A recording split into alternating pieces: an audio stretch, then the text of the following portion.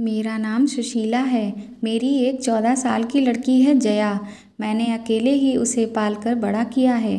जया और मेरी एक छोटी सी दुनिया है, लेकिन हमारी ज़िंदगी में ऐसी कई बातें हैं जो मैंने जया से छिपाई हैं। जया अपना स्कूल जाती है और मैं अपना छोटा सा पार्लर चलाती हूँ। ज़िंदगी हम दोनों की आराम से कट रही है। हमें एक दूसरे के अलावा कभी किसी की ज़रूरत नहीं पड़ी, लेकिन उस दिन के बाद शायद हमारी ज़िंदगी में फिर कोई आने वाला था। मैं पार्लर का सामान लेने के लिए शहर गई थी। जया को साथ नहीं ले गई थी, वो घर पर ही थी। ज़िंदगी में ऐसा होता है कि कभी कभी अचानक ही हमें कुछ सरप्राइज़ दे देती है। मेरे सामने अजय था। एकदम अचानक ही आकर वो मेरे सामने आ गया। उसके लिए भी शायद ऐसा ही था। हम दोनों एक दूसरे को देखकर एकदम चुप हो गए। इतने सालों के बाद मिले थे, लेकिन बात करने को कुछ भी नहीं था। अजय वो था जिससे मैं शादी करना चाहती थी। हम दोनों एक दूसरे से प्यार करते थे, लेकिन हमारी किस्मत की वजह से हम दोनों साथ नहीं रह पाए। अजय इसी शहर में आ गया था। अजय ने कहा कि उसने मुझे बहुत ढूंढा, लेकिन मैं अपना नंबर बार बार बदल देती थी। इस कारण उसकी मुझसे बात या फिर कभी भी मिलना नहीं हो पाया था। अजय आज भी मुझे प्यार करता है। उसकी आंखों में मुझे दिखाई दे रहा था। वो बोला कि वो आज भी मुझसे शादी करना चाहता है, मेरी बच्ची को भी अपना लेना चाहता है, लेकिन मैंने उसे कुछ भी जवाब नहीं दिया। मैं जाने लगी तो उसने मुझसे बहुत बोला कि मैं अपना नंबर उसे दे दूं, और मैं इस बात के लिए उसे मना नहीं कर पाई। मेरे जीवन में इस तरह वो वापस आएगा, इस बात का मुझे पता नहीं था। बस फिर हम लोगों का मिलना शुरू हो गया। इस तरह से मिलते और बातें करते वो मेरे घर पर भी आने लगा। मैंने सोचा था कि उसे घर नहीं लाऊं, क्योंकि घर में जया है। मैं नहीं चाहती थी कि जया उसे देखे। उसने कई बार मुझसे कहा कि वो हमारी ज़िंदगी का हिस्सा बनना चाहता है, लेकिन जया के लिए हर बार मैंने उसे मना करती रही। फिर एक दिन वो हुआ जिसका मुझे डर था। अजय और मैं हमारे घर पर ही थे, और मैं भूल गई थी कि जया उस दिन हाफ टाइम में ही घर आने वाली है। अजय और मैं अपनी पुरानी बातों में खोए हुए थे, और मैं उसके कंधे पर सर रखे हुई थी। उसने मेरा हाथ पकड़ा हुआ था। हमें इस तरह से कमरे में जया ने देख लिया। वो मम्मी कहती अंदर आई थी और एकदम से चुप हो गई।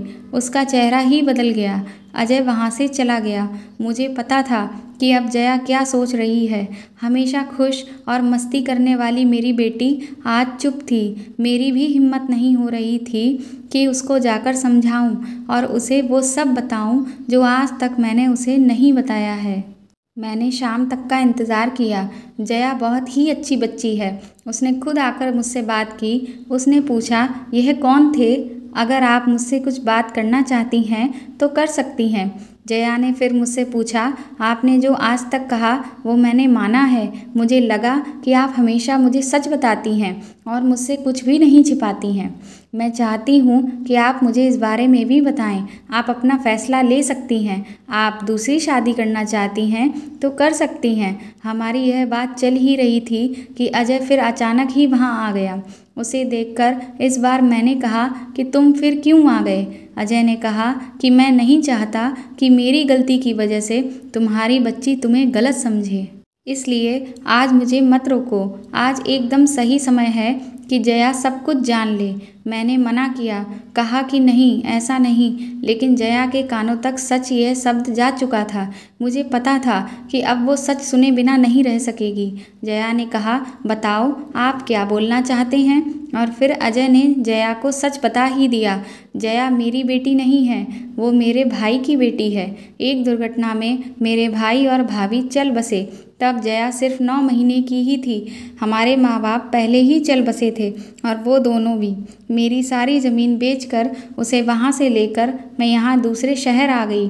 अजय ने कहा कि यह तुम्हारी बुआ हैं और हम दोनों की शादी होने वाली थी। सिर्फ तुम्हारे लिए ही, तुम्हारा प्यार कोई बांटे ना, इसलिए फिर इन्होंने मुझसे शादी नहीं की। मैंने बहुत समझाया, लेकिन इसे तुम्हारे अलावा और कुछ दिखाई ही नहीं दे रहा था। बहुत सालों बाद मिले तो हम एक दूसरे से बात करे बिना नहीं रह पाए। मैं इसे आज भी कह रहा हूँ, लेकिन ये अभी भी मना ही करती है। जया सुनकर मेरी तरफ देखती है और पूछती है, यह क्या बोल रहे हैं? कहो कि यह झूठ बोल रहे हैं। मेरी आंखों से आंसू निकलने लगे। मैंने कहा कि बेटी, भले ही तू मेरी जान है, लेकिन तूने मेरी कोख से जन्म नहीं लिया। मैं चाहती थी कि तुझे यह बात बता दूं, लेकिन इस तरह से आज बताना पड़ेगा, ये मैंने कभी भी नहीं सोचा था। जया यह सुनकर मेरी तरफ दौड़ कर आई, मुझसे लिपट गई, रोते हुए बोलने लगी, क्या बोलूं बुआ, माँ या भगवान? मैंने कहा, तू मेरी बेटी है और मैं तेरी माँ, बस यही सच है और यही रहेगा। और अब शादी की होगी तो वो भी बड़ी धूमधाम से, जब तू चाहेगी। मेरे फैसले को अजय ने भी माना। आखिर में मैं अकेली नहीं थी जो बिना शादी उम्र निकाल रही थी, उसने भी ऐसा ही किया था।